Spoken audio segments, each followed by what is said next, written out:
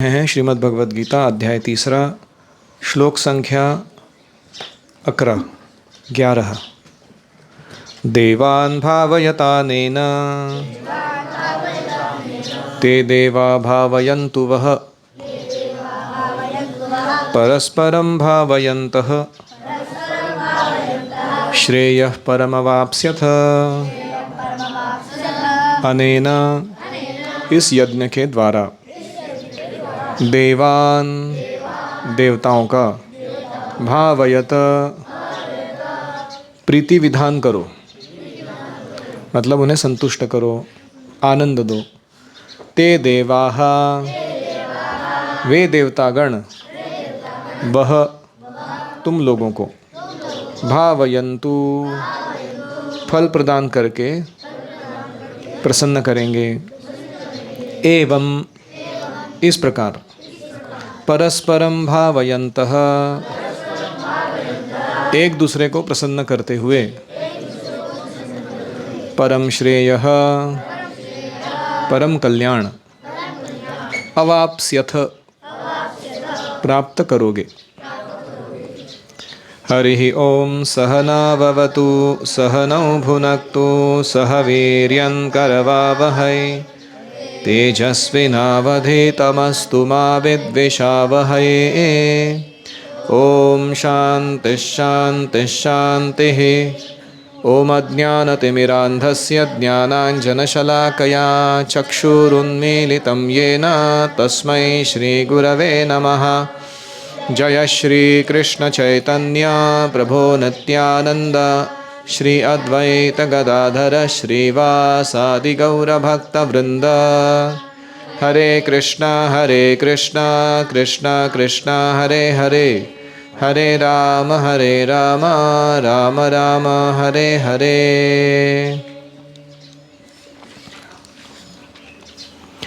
हरे कृष्णा। तो हम यज्ञ का वर्णन कर रहे हैं। सृष्टि के आरंभ में ब्रह्मा जी ने यज्ञ की उत्पत्ति की, ये यज्ञ के सिस्टम बनाया जिसको पालन करने से हम अपने सारे इच्छाओं को पूर्ण कर सकते हैं, हृदय को शुद्ध कर सकते हैं और अपने स्वरूप को पहचान सकते हैं और वापस भगवत धाम जा सकते हैं। इसी यज्ञ की श्रृंखला में कल हमने देखा था कि कैसे यज्ञ करना एक कामधेनु से सारे इच्छित वर प्राप्त करने के जैसा है। अलग अलग प्रकार के यज्ञ हैं और उनको करने से हमारी सारी मनोवांछाएं पूर्ण हो सकती हैं।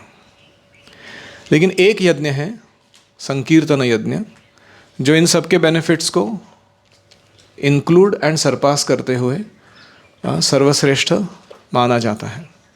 चैतन्य महाप्रभु ने कलयुग में हरे कृष्ण कृष्ण कृष्ण हरे हरे, हरे राम राम राम हरे हरे, यह महामंत्र का जप करने मात्र से ये सारे अन्य सेपरेट यज्ञ और उनके फल हमें प्राप्त हो सकते हैं। तो जहाँ जहाँ संभव है वहाँ हमें इनको करना है और जहाँ संभव नहीं है वहाँ संकीर्तन यज्ञ को अपनाते हुए आगे जीवन बढ़ाना है। अभी हम चर्चा करने जा रहे हैं कि जो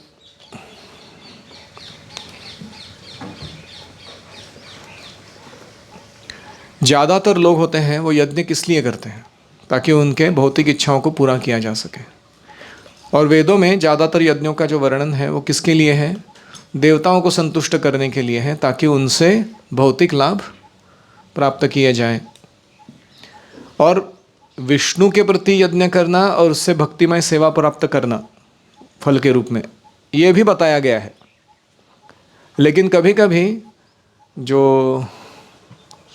डिटेलिंग है कर्मकांड का वो इतना विस्तार हो जाता है उसका कि लोग वो इसेंस पे ध्यान देने से चूक जाते हैं कि विष्णु की आराधना करनी है। तो इसलिए भगवान यहाँ पर समझा रहे हैं क्या मैकेनिज्म है वो देवताओं की आराधना करने से क्यों हमारे इच्छाएं पूर्ण होती हैं। भगवान कहते हैं कि देवान भावयतानेन, इस यज्ञ से तुम देवताओं को संतुष्ट करो, प्रीत करो, तो क्या होगा। ते देवा भावयन्तु वह, तो तुम्हारे इस कार्य से देवता संतुष्ट होंगे, तो तुम्हारे लिए भी वो जो तुमको चाहिए वो प्रदान करेंगे। और ऐसा होने पर परस्परम भावयन्तः, एक दूसरे को आप संतुष्ट करते रहोगे, श्रेयः परम अवाप्स्यथ, परम श्रेय को प्राप्त करोगे। अभी परम श्रेय है क्या? तो परम श्रेय दो चीज़ों में है। एक है कि भौतिक इच्छाओं को पूरा करते करते उनसे विरक्त हो जाना और यह इच्छा प्राप्त करना कि मैं भगवान के सेवा में लगूं, ये श्रेय है। और दूसरा श्रेय है कि जो हृदय दूषित बना बैठा हुआ है, लस्ट एंगर ग्रीड से पूरा डिजीज़ हो गया उसको, वो हटाते हुए एक शुद्ध हृदय का व्यक्ति बनना, कॉन्शियसनेस बिकम्स प्यूरिफाइड। तो ये श्रेय है, दिस इज अल्टीमेट। ये कैसे प्राप्त होगा? ये देवताओं की आराधना करने वाला व्यक्ति धीरे धीरे उस स्तर पर जाएगा कि वो ऐसे अपने हृदय को शुद्ध होते हुए देख पाएगा।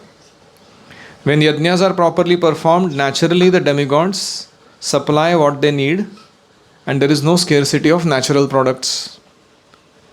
तो यज्ञ अच्छा करने से देवताओं से ऐसा सप्लाई आता है कि कोई चीज़ कमी नहीं होती जीवन में। जो भी नेचुरल प्रोडक्ट्स है वो बहुत मात्रा में हमें मिलते रहते हैं। तो जो साइड बेनिफिट्स है वो है अबंडेंस ऑफ नेचुरल प्रोडक्ट्स, और जो मेन बेनिफिट है श्रेय, वो क्या है? वन बिकम्स फुल्ली प्यूरिफाइड इन वंस एग्जिस्टेंस, अपने अस्तित्व को शुद्ध कर लेता है। तो प्रभुपाद एक वेदों का एक श्लोक कोट करते हैं, आहार शुद्धौ सत्व शुद्धि ही। हम अगर अपने आहार को शुद्ध करेंगे यज्ञ के द्वारा, यानी भगवान को भोग चढ़ाकर, तो हमारी चेतना शुद्ध होगी। सत्व शुद्धौ ध्रुवा स्मृति ही, मिला आपको लाइन वो परपोर्ट में? अगर चेतना शुद्ध हो जाएगी सत्व, तो क्या होगा? ध्रुवा स्मृति ही, आपकी स्मृति जो है वो बहुत तगड़ी हो जाएगी, भगवान का स्मरण करने में आपको कोई अड़चन नहीं आएगी। और उसके बाद स्मृतिर्लंभे सर्वग्रंथीनाम विप्रमोक्षः, ऐसी अगर स्मृति हमारी शक्ति पावरफुल हो जाएगी तो क्या होगा? हमारे सारी ग्रंथियाँ जो हैं, जो साइंटिस्ट लोग थायराइड ग्रंथि और ये ग्रंथि वो ग्रंथि, जो सप्त चक्र है शरीर के, वहाँ अलग अलग एनर्जी सेंटर्स हैं, वो ग्रंथियाँ हैं। वो सारी ग्रंथियाँ क्या महसूस करेंगी? मुक्तावस्था, विप्रमोक्षः। और ऐसा आपको लगेगा कि मैं बद्ध शरीर में हूँ ही नहीं, मैं already I am a liberated soul, इस शरीर में रहते हुए। किससे होगा ये सब? आहार शुद्धौ, अपने खाने को शुद्ध करने से होगा। खाने को शुद्ध करने के दो मार्ग हैं। एक है सात्विक अन्न खाना, जो अहिंसा के मार्ग से आया हुआ हो, जितना कम से कम हिंसा ज़रूरी है उतना, और दूसरा उसको भगवान को अर्पण किया हो। So we have to eat right type of food and offer it to Krishna. तो उससे क्या होता है? आहार शुद्ध होता है।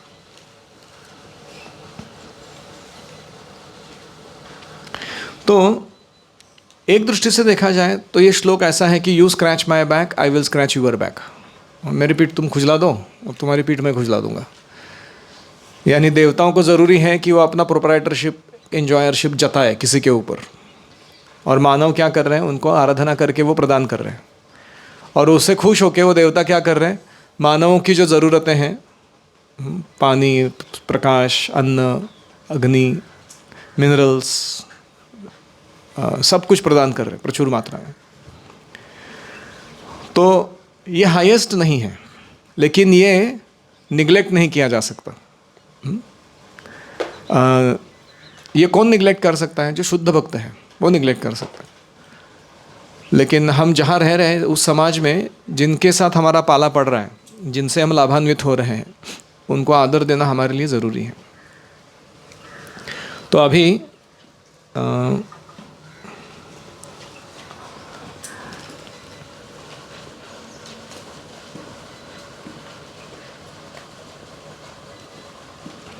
कोई कहेगा अगर नहीं यज्ञ किया तो क्या होगा? तो उसका जवाब नेक्स्ट श्लोक में है। इष्टान भोगान ही वो देवा दास्यन्ते यज्ञ भाविताः तैर्दत्तान प्रदायैभ्यो यो भुङ्क्ते स्तेन एव सः।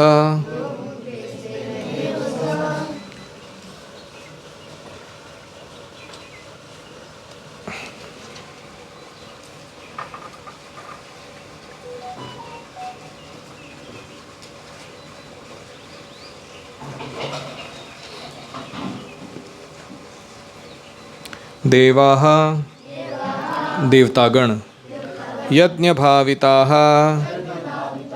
यज्ञ के द्वारा प्रसन्न होकर वह तुम लोगों को इष्टान भोगान इच्छित भोगों का समूह दास्यन्ते प्रदान करेंगे ही अतः तैहि दत्तान उनके द्वारा प्रदत्त द्रव्यों को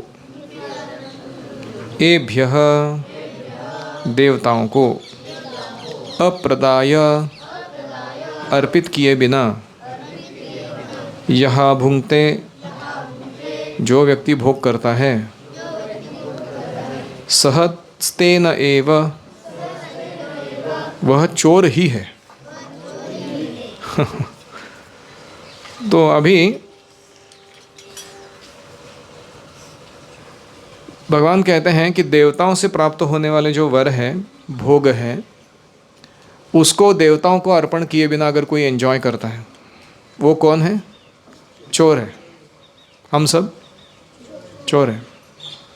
हमने हमारे घर में इलेक्ट्रिसिटी आती है, इलेक्ट्रिसिटी का बिल भरते हैं हम लोग, नहीं भरते तो क्या होता है? काट देते हो कनेक्शन।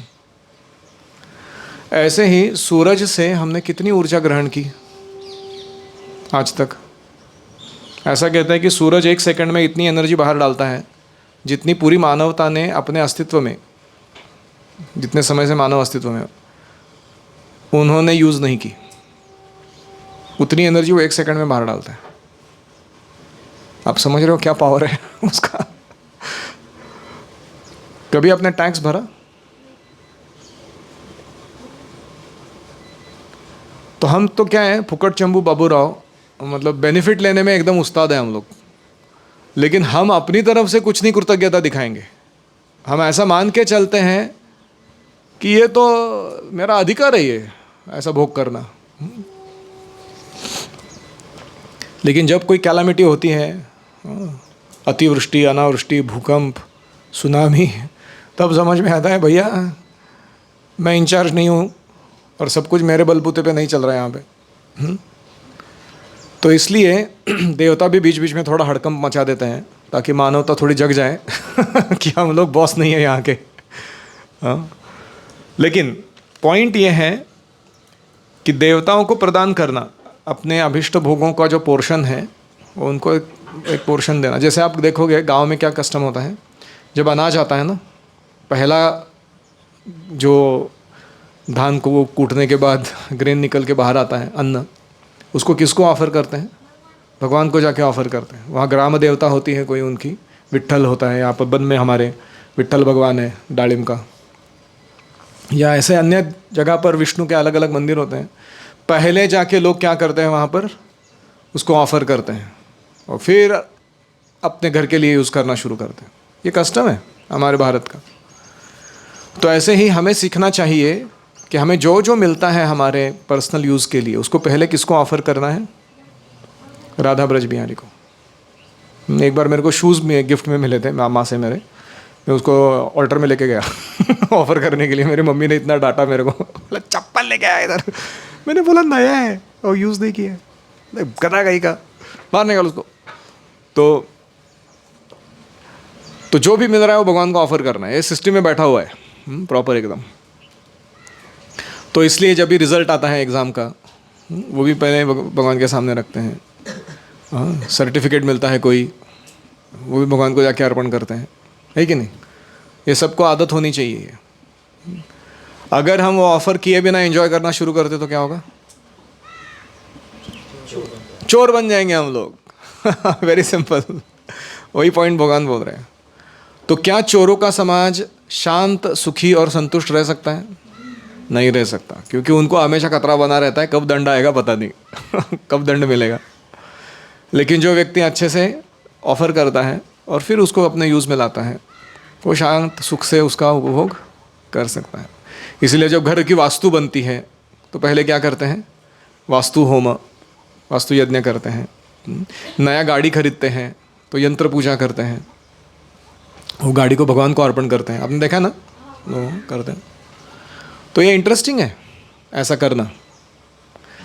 नहीं करने से क्या होता है, हमारी चेतना ये नहीं बनती कि ये वस्तु है ना, ये डिवाइन है, ये कृष्ण की सेवा के लिए मेरे को दी गई है, ये हम भूल जाते हैं। हम ये भी भूल जाते हैं कि इसको इस्तेमाल करते समय मुझे माया में नहीं फंसना है। जैसे हमने नया मोबाइल खरीदा तो भगवान की सेवा के लिए मिला है, टाइम पास करने के लिए नहीं। तो अगर हम इस भावना से नहीं पेश आएंगे उन चीज़ों के साथ तो हम बंधन में फंसते रहेंगे। और इसलिए ये ऑफरिंग करना बहुत इम्पॉर्टेंट है। तो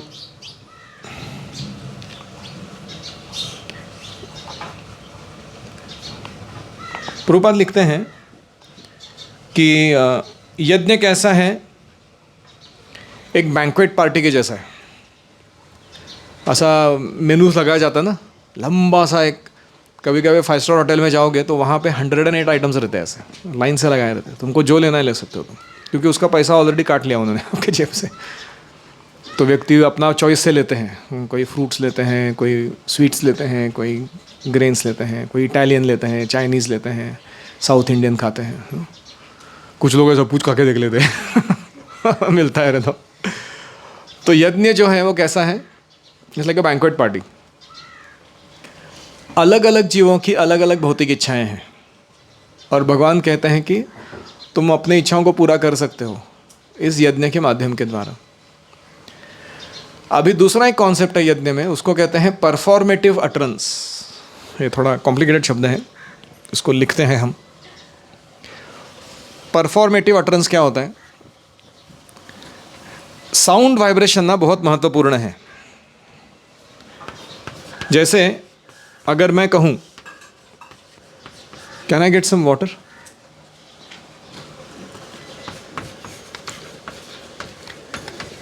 तो मैंने क्या किया, अभी उच्चारण किया कुछ शब्दों का, उसके बाद क्या चालू हो गया, परफॉर्मेंस चालू हो गया, नहीं हो गया? तो क्या साउंड में पावर है कि नहीं परफॉर्मेंस निकालने की? उदाहरण समझ में आ रहा है?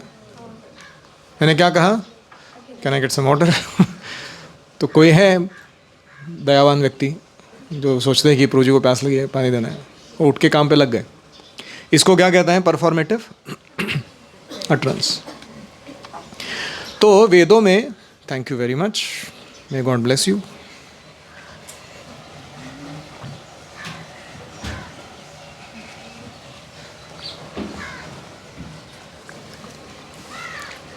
तो वेदों में, खास करके अथर्व वेद में ऐसे मंत्रों का समूह है कि वो मंत्र गाने से क्या होता है, आपका डिजायर्ड इफेक्ट मैनिफेस्ट होता है।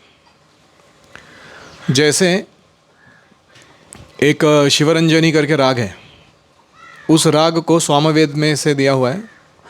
अग्नि के प्रस्तुति को गाता है कोई व्यक्ति, तो आपके मंदिर में जितने भी दीपक है वो जल उठते हैं। इंटरेस्टिंग। अगर आपको दीपावली मनानी है और 1000 दीप लगाने हैं, आप बैठते हो, मंत्रों का उच्चारण करते हो, सब लोग फुल स्केल जलने लगते हैं दीप। क्या मस्त लगेगा। ऐसे ही अलग अलग राग है, मेघमल्हार वगैरह इत्यादि। उन रागों में अगर कोई वायु, वरुण इत्यादि देवताओं को आवाहन करता है, उनके मंत्रों को उच्चारण करता है, तो बारिश आती है।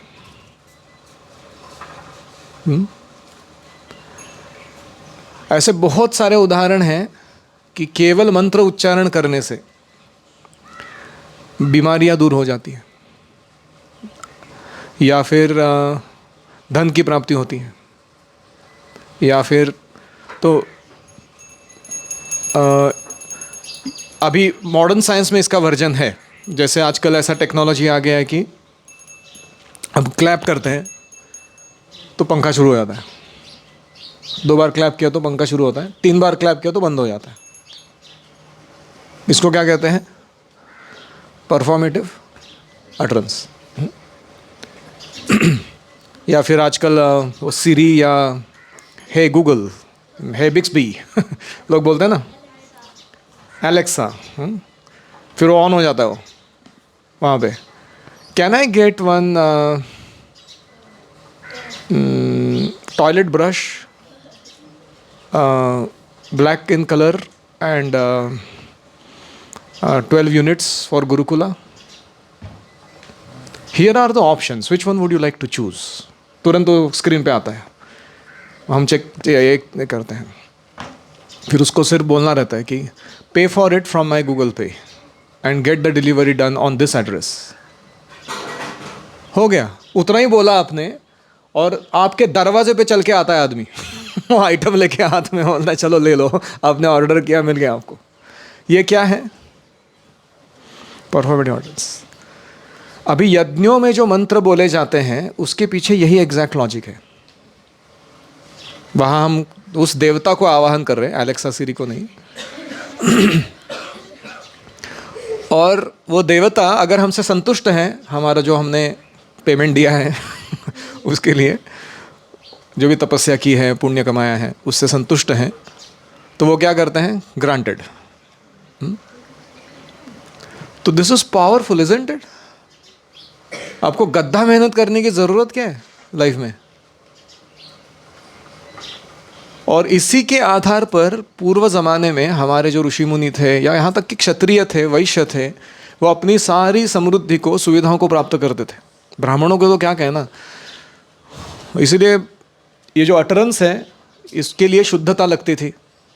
वो व्यक्ति का कैलिबर, कैरेक्टर, वाणी की भी शुद्धता और चरित्र की भी शुद्धता जिसमें होती थी, वो व्यक्ति उस रिजल्ट को मैनिफेस्ट करके दे सकता था आपके लिए। तो ये इसके पीछे का साइंस है। ये समझ में आया? यज्ञ। और इसीलिए साउंड के साथ हमेशा केयरफुल रहना। 3 एनर्जीज इस यूनिवर्स के बहुत क्रिटिकल है। एक है साउंड, दूसरा है टाइम, और तीसरा है लव। इसके साथ ठीक से डील करना आना चाहिए। इसको अगर कोई मिसयूज़ करता है, बहुत भुगतना पड़ता है उसको लाइफ में। जो फालतू प्रजल्प करता है, टाइम को वेस्ट करता है, और जो दूसरा व्यक्ति प्रेम का आदान प्रदान करा रहा है उसके साथ कृतज्ञ रहता है, उसको बहुत कुछ भुगतना पड़ता है गलत अपने लाइफ में। तो इसलिए कृष्ण कहते हैं कि तुम्हें क्यों ऑफरिंग किए बिना नहीं एंजॉय करना है? भुंजते ते त्वघम पापा, सॉरी, ते तैर्दत्ता प्रदायभ्यो यो भुंगते तेन एव सह। तो प्रभुपाद लिखते हैं,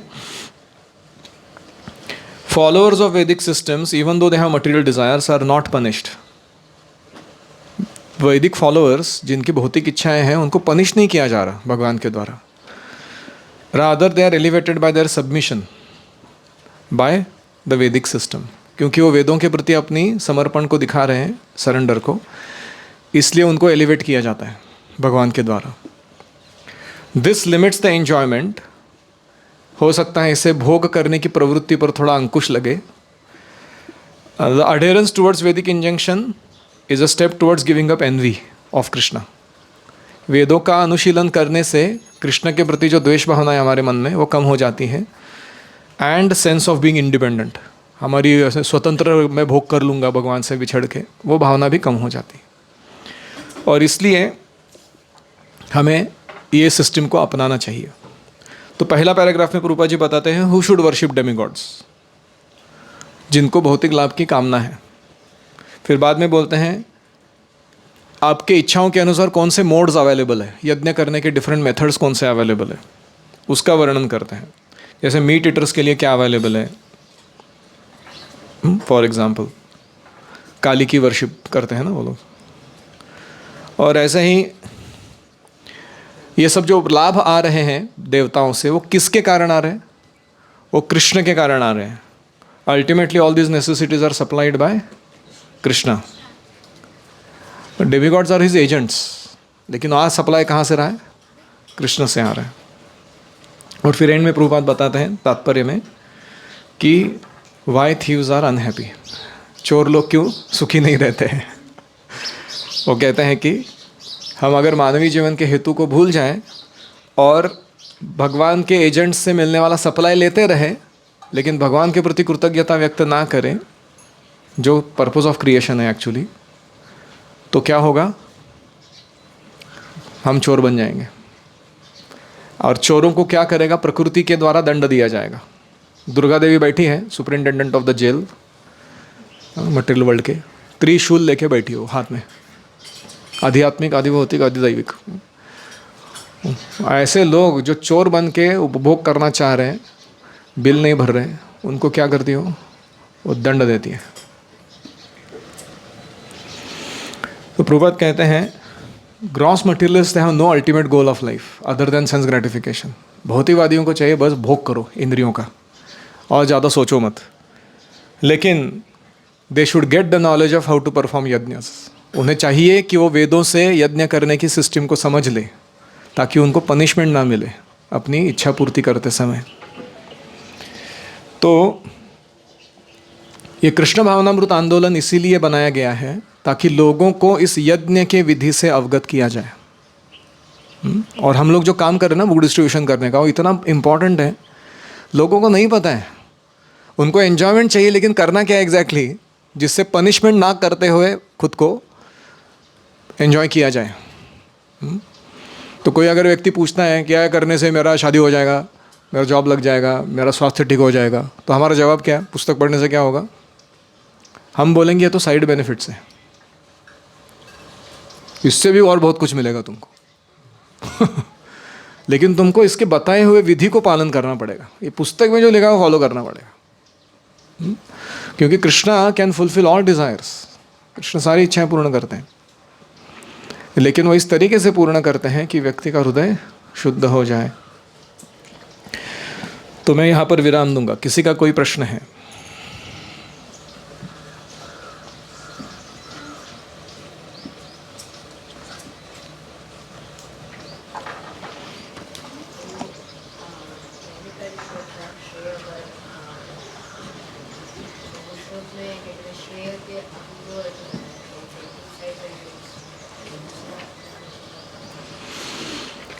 श्रेय का एक बेनिफिट है कि जिन भौतिक इच्छाओं की पूर्ति के लिए हम भौतिक जगत में आए हैं, उन इच्छाओं को पनिशमेंट ना मिलते हुए प्राप्त करना, और साथ में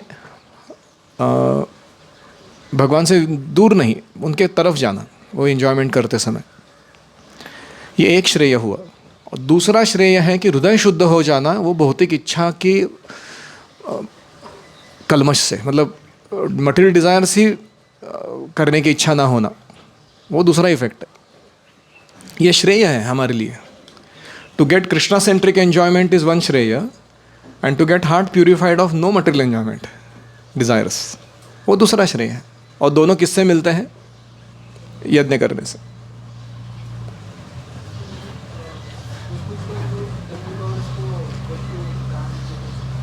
पशु बलि करते हैं, बलि देते हैं देवताओं के प्रति. क्या वो पाप है? तो अलग अलग शास्त्रों में, जैसे पुराणों में सत्वगुणी पुराण, रजोगुणी पुराण, तमोगुणी पुराण. पुराण तमोगुण में नहीं है, तमोगुणी लोगों के लिए है. तो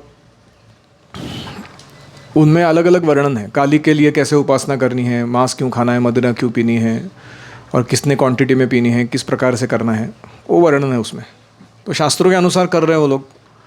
तो लिमिटेड प्यूरिफिकेशन के साथ उनका डिज़ायर फुलफिल किया जा रहा है. शुद्धता भी बढ़ाई जा रही है धीरे धीरे, और पाप नहीं लग रहा. उस तरीके से करेंगे तो पाप नहीं लगेगा. और कोई करना चाहिए यज्ञ, लेकिन आजकल के युग में शुद्ध इंग्रेडिएंट्स मिलना, शुद्ध ब्राह्मण मिलना, शुद्ध उच्चारण कर पाना बहुत मुश्किल है. इसलिए संकीर्तन यज्ञ की जोड़ दे देनी चाहिए. जो भी कर रहे हो आप, not just yajna, even deity worship, even book distribution, even other activities, हर एक में कुछ ना कुछ फ्लॉ रह जाता है। तो इसलिए हमेशा संकीर्तन जोड़ना चाहिए उसके साथ।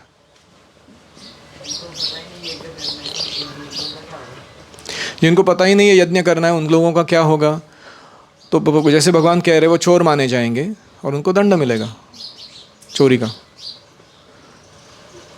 दंड कैसा मिलेगा? क्या प्रश्न है फिर? देखो, तुमको पता नहीं है ये कारण देके तुम गड़बड़ नहीं कर सकते। जैसे कोई गांव वाला व्यक्ति आता है, बैलगाड़ी अपना फुल ट्रैफिक रोड पर डाल देता है और रेड सिग्नल होने के बावजूद भी अपना गाड़ी लेके आगे चला जाता है। पुलिस पकड़ के दंड देगा कि नहीं देगा उसको? क्या उसको बोल सकता है मेरे को नहीं मालूम था रेड होता तो रुकना रहता है इधर करके? पुलिस बोलेगा अभी दंड भर, फिर समझ में आ जाएगा तेरे को कि क्या करना होता है। और पुलिस ये भी बोलेगा before you use any system you have to understand the laws of that system. तुम ऐसा नहीं बोल सकते कि मेरे को नहीं पता था। मतलब तुम उपभोग के लिए सिस्टम यूज़ करोगे अधिकार पूर्वक, तुम्हारा जो कर्तव्य है वो नहीं करोगे उसके प्रति। तो अधिकार और कर्तव्य हैंड इन हैंड जाते हैं। किसी को ऐसा अधिकार नहीं मिलता कर्तव्य किए बिना।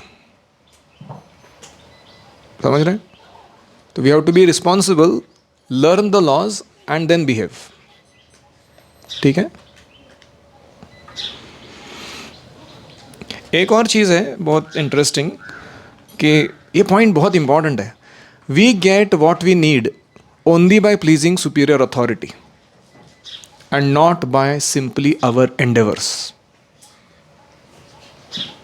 ये पॉइंट इतना इंपॉर्टेंट है। केवल हमारे प्रयास से हमें हमारे वांछित भोग नहीं प्राप्त होते हैं, वो एक सुपीरियर अथॉरिटी को प्लीज करने के बाद ही हमें मिलते हैं, मटीरियली हो स्पिरिचुअली हो। तो जैसे हिरण्यकशिपु था, उसने भी नास्तिक था ना, फिर भी प्लीज किया किसी सुपीरियर अथॉरिटी को और फिर अपने भोग प्राप्त किए।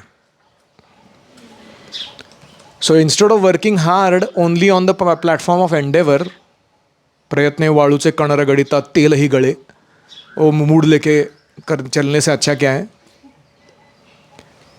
बेस्ट है कि we understand who is the boss of that facility and please that person. With less effort you will get that facility. ये समझ रहे हैं पॉइंट? यस्य प्रसादात फैसिलिटी प्रसादो, यस्य अप्रसादात न गति कुतोपि। तुम कितना भी एंडेवर मारते रहो, कुछ नहीं होने वाला तुम्हारा। और ये भौतिक फील्ड में भी लागू होता है, ऐसा नहीं कि स्पिरिचुअल में ही सिर्फ। जैसे मैंने कल बताया कि बॉस अप्रसादात कंपनी प्रसादो, बॉस अप्रसादात न गति कुतो। तुमने कितना भी एफर्ट किया, कितना भी रिजल्ट लाया, तुम्हारा एफर्ट है कि नहीं, बराबर है कि नहीं मैं जो बोल रहा हूँ? आपने देखा है कॉर्पोरेट लाइफ पास से?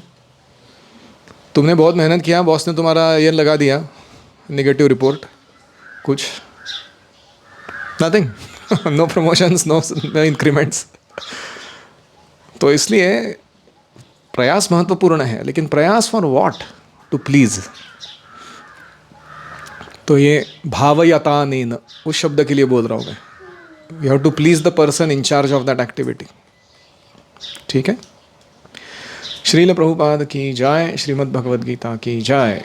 ओम हरे कृष्णा कृष्णा कृष्णा हरे हरे, हरे राम राम राम हरे हरे।